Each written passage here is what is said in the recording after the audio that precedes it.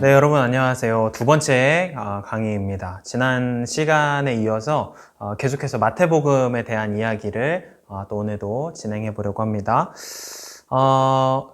지난 1강을 아직 안 보시고 이걸 먼저 보시는 분들은 반드시 또 1강을 좀 먼저 들어주시기를 부탁드리고요. 오늘 계속해서 2강으로 마태복음을 이야기하려고 하는데요. 지난번에도 1강에서도 잠깐 말씀드렸다시피 마태복음을 이해하는 배경 중에 굉장히 중요한 건 마태복음의 주요 청중이, 그러니까 마태복음을 처음 기록하던 당시에 염두에 두었던 가장 주요 타겟층이라고 할까요? 대상은 이제 유대인들, 또 유대계 기독교인들이었다라는 말씀을 드렸어요. 근데 왜 하필 마태복음은 이들을 주요 타겟으로 두었을까? 사실 요거를 이해하는 게 더 좀 도움이 되실 것 같거든요. 요거를 간단히 먼저 설명드리려고 합니다. 마태복음을 통상 한 1세기 말, 그래서 한 90년대 정도, 한 8, 90년대 정도에 기록되었다라고 이렇게 말을 하는데요. 그 즈음에 걸쳤을 때 커다란 역사적인 변화들이 있었어요. 그 중에 이제 중요한 게 하나가 뭐냐면 70년에 예루살렘 성전이 파괴가 됩니다. 이게 어마어마한 임팩트의 사건이었던 거예요. 이 당시에 기독교인들과 유대인들에게요.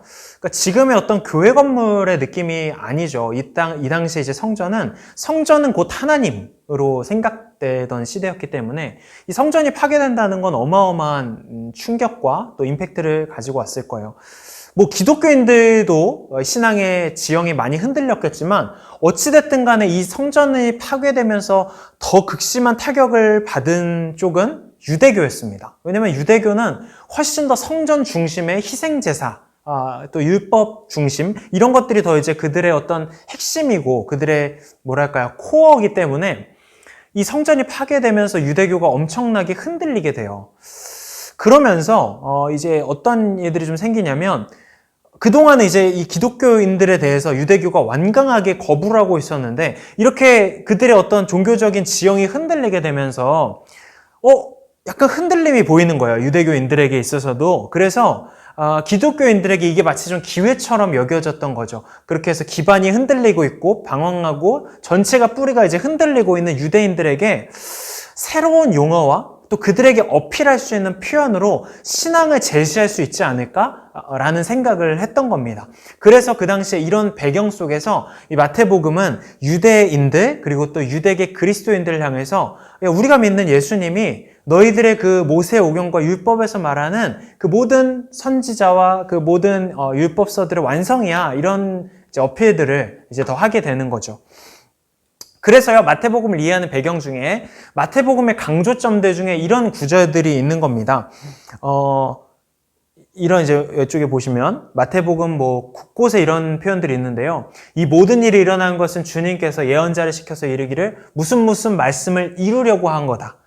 또 이리하여 예언자 예레미야를 시켜서 하신 말씀이 이루어졌다. 이런 어떤 관용구 같은 표현들이 마태복음에만 아주 많이 기록이 되어 있습니다. 왜 이런 게 굳이 기록이 되어 있을까 하면 구약의 약속의 성취이신 예수님을 강조하기 위해서인 거죠.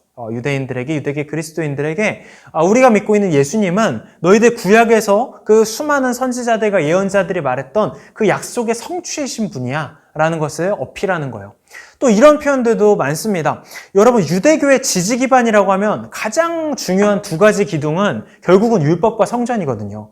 근데 마태복음에 어떤 특수한 표현들이 나오냐면 5장 17절 내가 율법이나 예언자들의 말을 폐하러 온 줄로 생각하지 말아라. 폐하러 온 게 아니라 완성하라. 율법의 완성자 되시는 예수님을 강조해서 보여주고요. 내가 너희에게 말한다. 성전보다 더 큰 이가 여기에 있다. 성전보다 더 크신 예수님에 대한 강조도 하는 겁니다. 이런 이제 구절들이 마태복음의 특수자들이 있는 이유는 바로 이런 배경들 때문이라는 거죠. 유대계 그리스도인들에게 새로운 신앙의 표현으로 본인들의 그 복음을 더 잘 표현하기 위한 시도였다라는 겁니다. 제가 그래서 이것과 함께 좀 꼭 말씀드리고 싶은 것은요. 여러분이 이제 성경을 보실 때 이게 정말 학문적으로 맞다 아니다로 넘어가면 좀 어렵겠지만 제가 생각했을 때는 어떤 성경의 메시지를 묵상할 때 크게 두 가지의 접근 방법이 있다라고 생각이 들어요. 하나는 뭐 우리가 잘 아는 익숙한 정말 다이렉트로 말씀하시는 하나님의 음성으로 받아들이는 거죠. 그래서 복음서에서 어떤 기록들이나 말씀들이 있으면 아, 이거 지금 오늘 나에게 하나님이 나에게 주시는 말씀이야. 이런 식으로 묵상해보고 또 하나님이 지금 이거 나에게 주시는, 나에게 하시는 말씀이야. 이런 식으로 또 생각해보는 이런 접근 방법이 있고요. 또 하나는 어떤 접근 방법이 있냐면 공동체의 고백으로 접근해 보는 겁니다. 무슨 말이냐면 제가 지금까지 설명드렸잖아요. 마태복음이라는 책이 갑자기 하늘에서 떨어진 책도 아니고 예수님이 살아계시던 당시에 야 지금부터 이렇게 받아 적어 하면서 쭉 이렇게 말한 거를 어떤 제자 중에 누가 이렇게 기록한 책도 아니라 훨씬 더 후대에 특수한 배경 속에서 어떤 목적을 가지고 기록되어진 책들이라는 거예요.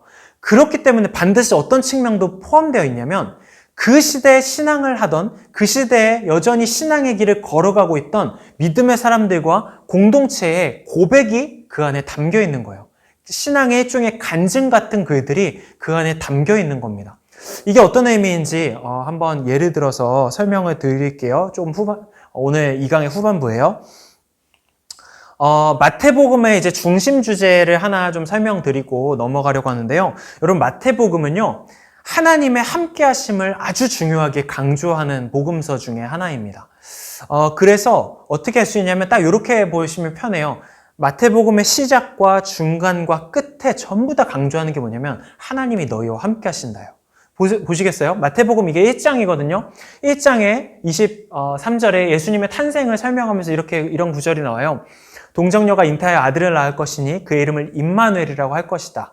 이 임마누엘은 번역하면 하나님이 우리와 함께 계시다라는 뜻이다. 첫 시작에 하나님이 함께 계시다. 이 말이 나오고요. 한 중간쯤 18장에 마태복음의 또 중간 정도 될 때 이렇게 나옵니다. 두세 사람이 내 이름으로 모여있는 자리 거기에 내가 그들 가운데 있다. 라는 구절이 있고요. 마태복음의 맨 마지막에도 이렇게 끝나요. 내가 너에게 분부한 모든 것을 가르쳐 지키게 하라. 볼지어다 내가 세상 끝날까지 너희와 항상 함께 있으리라 하시니라. 이게 뭐냐면 과거, 현재, 미래에 대한 약속이에요. 과거 예수님이 너희들 가운데 이렇게 오셨다라는 약속. 언제든지 지금 두세 사람이 내 이름으로 모여있는 거기에 내가 함께하겠다. 현재에 대한 약속. 세상 끝날까지 너희와 항상 함께하겠다. 미래에 대한 약속. 과거, 현재, 미래에 대한 함께하심의 약속이 이렇게 이제 기록되어 있는 거죠. 이렇게 여러분 마태복음은요. 하나님의 함께하심을 여러 번 반복해서 계속해서 표현하고 있고 강조하고 있습니다. 그러면 또 왜 마태복음에 이런 함께하심을 강조하고 있을까를 알아보면 좋을 것 같은데요. 크게 두 가지 이유가 있습니다. 하나는 신약과 구약의 이제 중간기 상황으로서 또 한번 생각해 볼 수 있어요. 이건 무슨 말이냐면 보통 우리가 구약의 말씀이 이제 기록되어지고 또 이제 신약의 말씀, 이제 마태복음으로 넘어오기까지 이 한 시간적인 텀을 한 300년, 400년 정도 흔히 이제 신구약 중간기라고 말하는 이런 시기가 있습니다. 이 시기에 가장 신학적으로 대두되던 질문들은 뭐냐면 하나님이 과연 우리와 함께 하시는가? 라는 질문이에요. 왜냐하면 어쨌든 이 구약의 마지막 이제 예언서들도 그렇고 많은 예언서들이 곧 이제 그 나라의 회복, 하나님 나라의 회복에 대해서 말하고 그 나라가 완전히 이제 하나님이 너희 가운데 임하실 것이다. 이런 어떤 약속을 계속해서 반복해서 말하거든요. 그런데 막상 그들이 겪게 되는 어떤 중간기의 역사적인 상황은 이게 과연 하나님이 우리와 함께 하시는 것이 맞는가? 왜냐면 제국들로부터 더 큰 압제와 핍박과 박해가 계속돼서 반복되게 되거든요. 과연 이게 하나님이 우리와 함께 하신다고 말할 수 있는가? 이런 이제 상황들이 계속해서 대두된단 말이에요.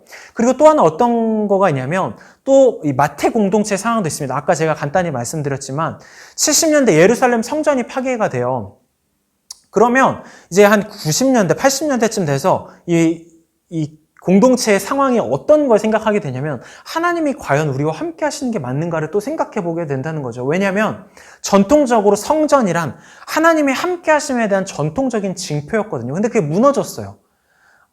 그러면 이제 이 전통적인 징표가 무너졌을 때 우리는 무엇으로 하나님의 함께 하심을 우리가 알 수 있을까? 성전이 이제 더 이상 우리와 함께 하지 않는데 우리는 더 이상 어떤 것들로부터 하나님이 우리와 함께 하신다고 우리가 생각할 수 있을까? 믿을 수 있을까? 이런 질문들이 나왔던 거죠. 이런 상황들 속에서 마태복음은요, 다양한 표현과 다양한 각도와 다양한 모습으로 야, 이런 모습들이 하나님이 우리와 함께 하시는 모습이야. 더 이상 성전이 너희들 가운데 없지만 이런 예수님의 가르침 속에서 지금 우리의 상황과 빗대어 봤을 때 이런 모습으로 하나님 여전히 우리와 함께하고 계셔. 과거에도 함께하셨고 현재에도 함께하고 있고 미래에도 함께하실 거야. 이런 어떤 메시지들을 계속해서 복음으로 제시하고 있고요. 말하고 있는 것이 마태복음이다라고 생각해 보실 수 있는 겁니다.